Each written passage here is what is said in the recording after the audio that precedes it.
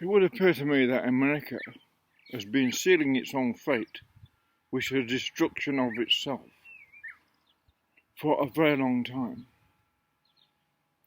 All got to do is take the American media, movies, and all it is an extreme amount of aggression between people, extremely robust manliness.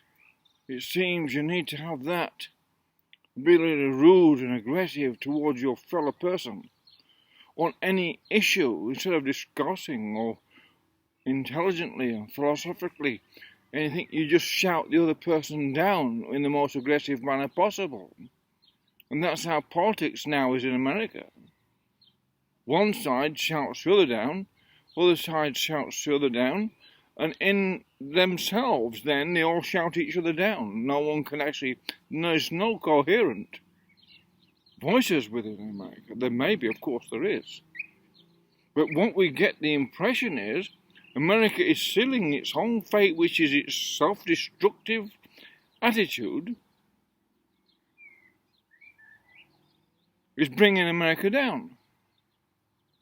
It doesn't matter, doesn't seem to me to matter who's in charge of America, because both act in a sort of an aggressive manner. And I don't listen to Mr. Biden hasn't said anything since he's been president worth listening to. I don't offense against the man.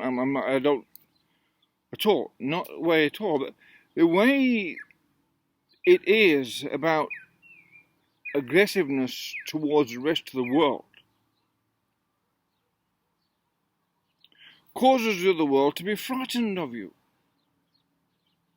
And for years and years, America has used the aggression against so-called communism in China and all that, on and on and on, and rather than tell the people the truth that they have offshored the same, they've offshored all the American employment and offshored all the manufacturing to China.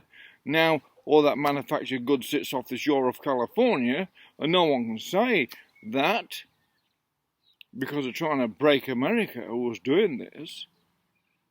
Because no one in America, those in charge of this, cannot work out a cooperative means of achieving the same result, which is reducing consumption. This doesn't seem to be part of the original, the beginning of this, but it's the same. It leads to that, because America cannot have a proper philosophical discussion about the need to reduce consumption,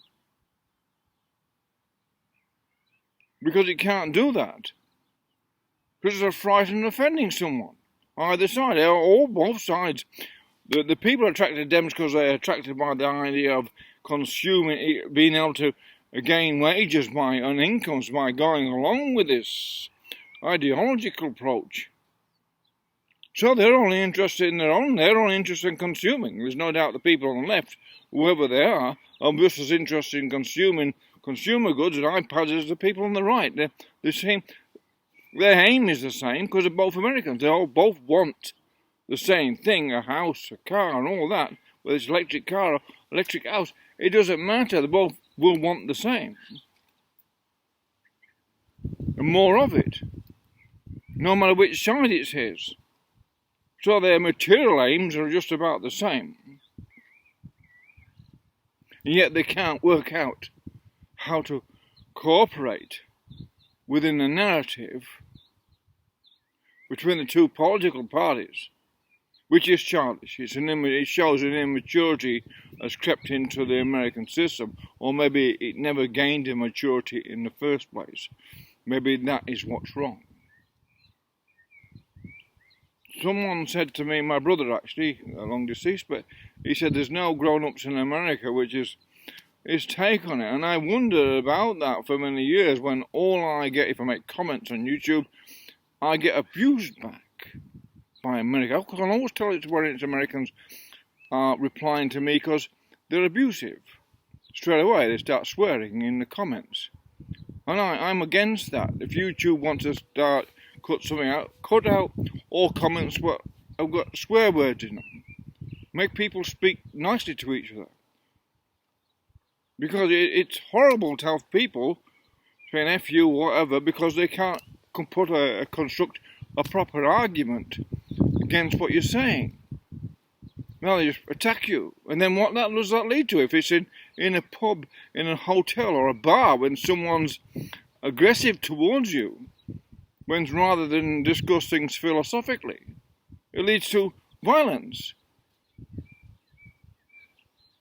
And that's what that leads to. And America's in a sort of a negative, regressive negative spiral of aggression within itself, because that seems to be the only thing or school of thought that it generates amongst its people. I may be wrong.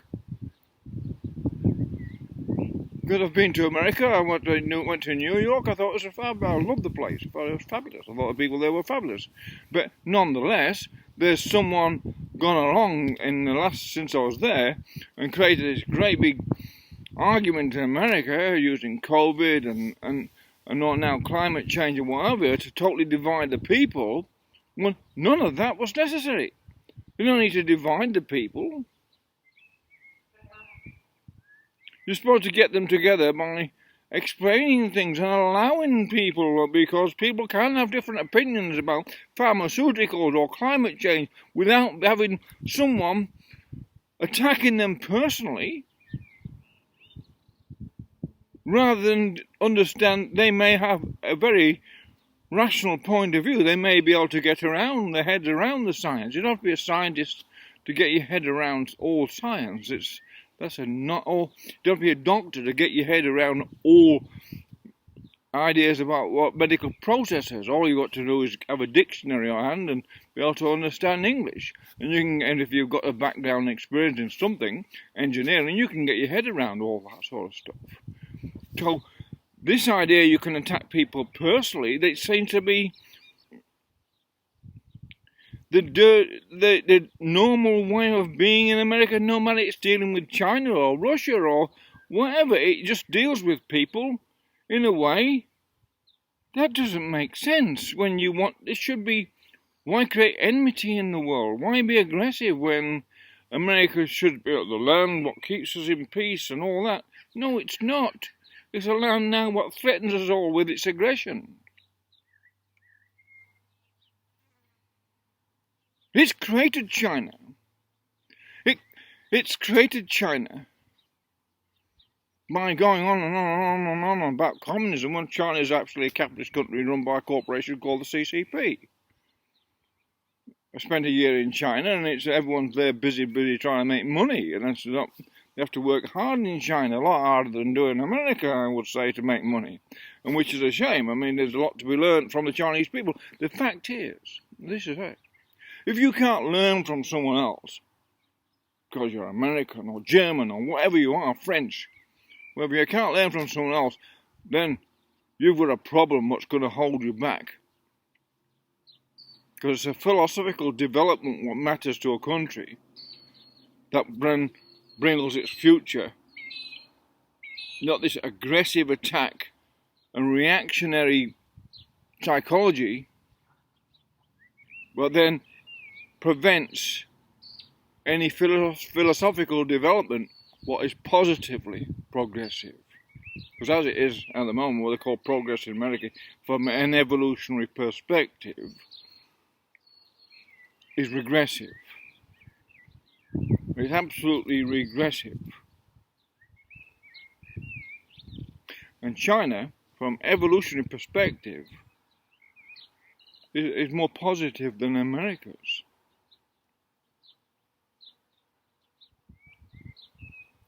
And the idea that you can't understand evolution, that's very simple to understand.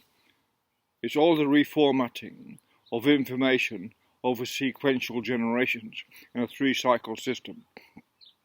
That's all it is.